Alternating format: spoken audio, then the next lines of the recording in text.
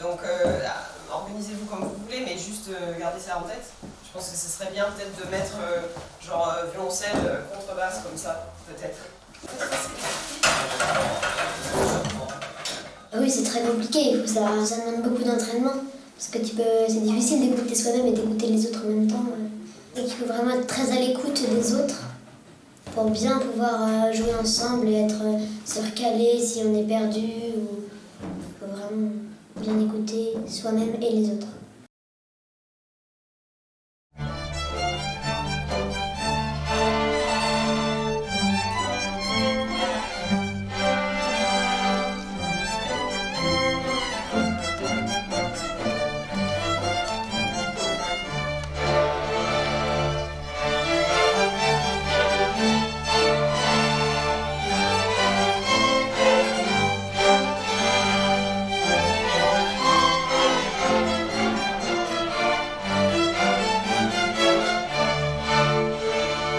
Durant la saison 2019-2020, le Quatuor Voce était l'une des équipes artistiques associées au projet de l'agence Musique et Danse en Loire-Atlantique. Ce quatuor à cordes inventif et généreux aime autant défendre le répertoire classique que s'engager dans des projets artistiques à la croisée des esthétiques et des disciplines.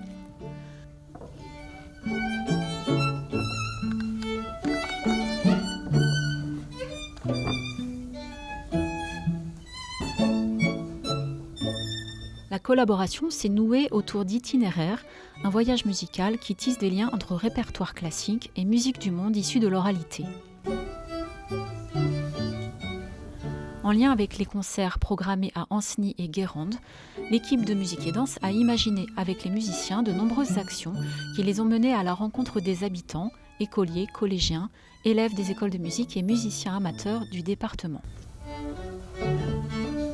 Retour en images et en musique sur ce parcours artistique à 16 cordes.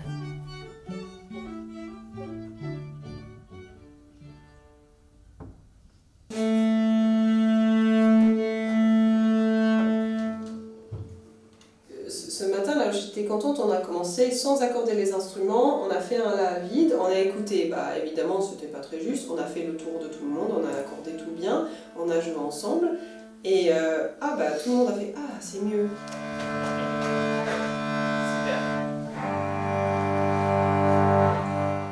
Juste sur une corde à vide comme ça, quand on commence à écouter vraiment le groupe et à adapter et modifier notre son en fonction de ce qu'on entend, on trouve une couleur commune.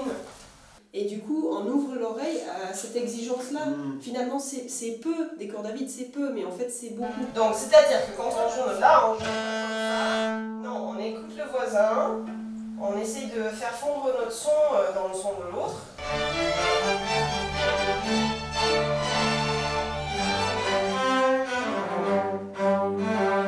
Comme mes collègues, moi je n'ai pas participé parce que ça c'est le travail du quatuor qui font finalement le travail de précision, du détail. Nous on a décortiqué, on a fait et ça il reste juste les petits détails à rajouter. Est-ce qu'on peut intégrer juste un poil plus, dans quelques détails, un peu plus de crescendo dans la 5e mesure du thème? L'intégration dans un ensemble, alors après avoir joué pendant plus de 30 ans tout seul dans ma salle de musique à la maison, jouer ensemble, c'est effectivement ce qui permet réellement de raisonner, ce qui permet de s'écouter, et cette nouvelle perception du jeu et de la musique en tant que telle, en prenant vraiment en compte le partage. 1, 2.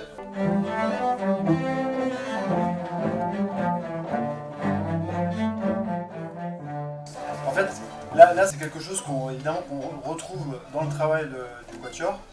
C'est essayer d'être ensemble alors qu'on n'a pas les mêmes modes de jeu. Donc c'est aussi un moment où on se réunit. Et là on se reconnecte.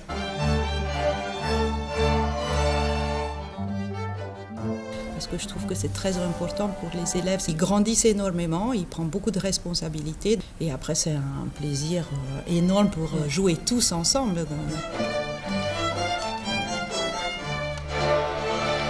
En fait, ce qui était important pour nous, c'était suivre ce qu'on aime à faire dans le quatuor, c'est-à-dire montrer un quatuor à cordes où les distributions des rôles, tout ça est mouvant. Et du coup, à l'orchestre, on voulait reproduire un peu ça. Donc chacun a son moment de responsabilité, son moment d'accompagnement.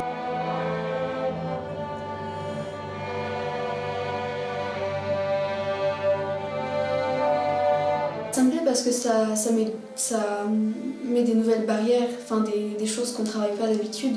Il faut être en rythme avec tout le monde, il faut vraiment jouer sa partie, etc. Enfin, alors que quand on est tout seul, si on se trompe un peu, c'est pas très grave, mais là, ça peut décaler tout le groupe et ça change vraiment toute la musique en fait, même le moindre détail.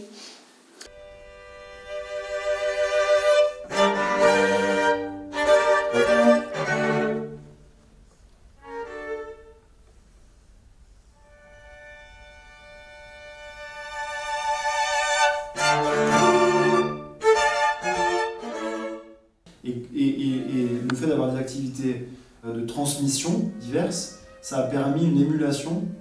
J'ai pu en discuter avec la directrice des salles où on était invité. Effectivement, il y a les amis, il y a les parents, il y a les oncles, les tantes, grands-parents. Dynamique. Et du coup, on se retrouve avec des concerts qui sont à guichet fermé.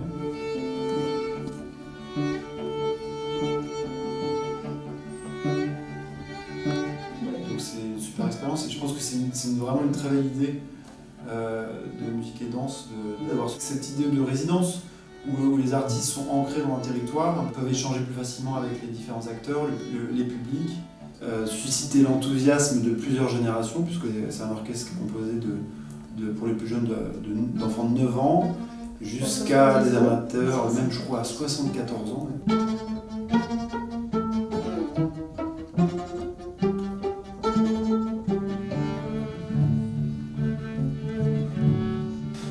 Nous, ce qui nous intéresse dans l'orchestre, c'est ce travail de musique de chant en plus grand nombre. Donc vraiment basé sur l'écoute, effectivement, le regard, et de compter aussi sur sa propre responsabilité.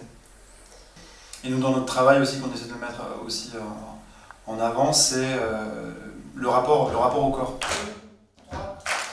Et Lydia parle de gestes et de gestuels. Effectivement, il y a une espèce de choses qui se disent pas forcément, qui se montrent mais pas trop, mais on est dans un mouvement commun, ensemble, qui a beaucoup de vertus, et notamment aussi qui donne confiance. Oui. On a confiance en l'autre, on a confiance en soi, ou inversement. Musique et danse s'est arrangé avec le directeur du théâtre Dansnik qu'on puisse venir sur scène, que les élèves puissent imprégner un petit peu de la scène, de l'espace, du son, parce que c'est pas pareil que dans une salle bien enfermée avec un plafond bas. Donc c'est très important parce que là ils ont découvert qu'on ne s'entend pas pareil, que la distance elle est longue, comment il faut jouer pour entendre tout le monde, et ça s'apprend.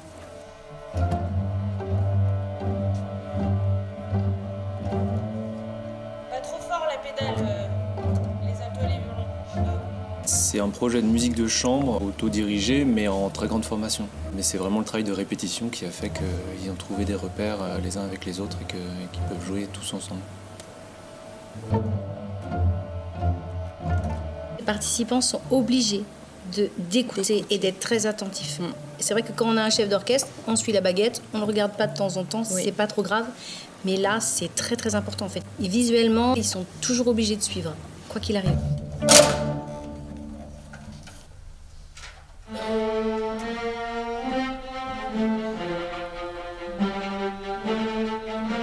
Le fait d'avoir ce projet commun les a unis aussi au quotidien au sein de l'école de musique. On le voit bien, c'est dans les couloirs, c'est plus le même type de relation qu'ils peuvent avoir maintenant aussi entre eux. À ce jour, il y a toujours une immense fierté d'avoir fait partie de ce projet-là. Puisque tout le monde est responsable de comment on porte le rythme, la pulsation, la justesse. Donc si on essaie de réveiller ça en chaque membre de l'orchestre, je pense qu'on va avoir un chouette concert. En tout cas, vraiment une très belle expérience. Et puis on espère à refaire, à poursuivre.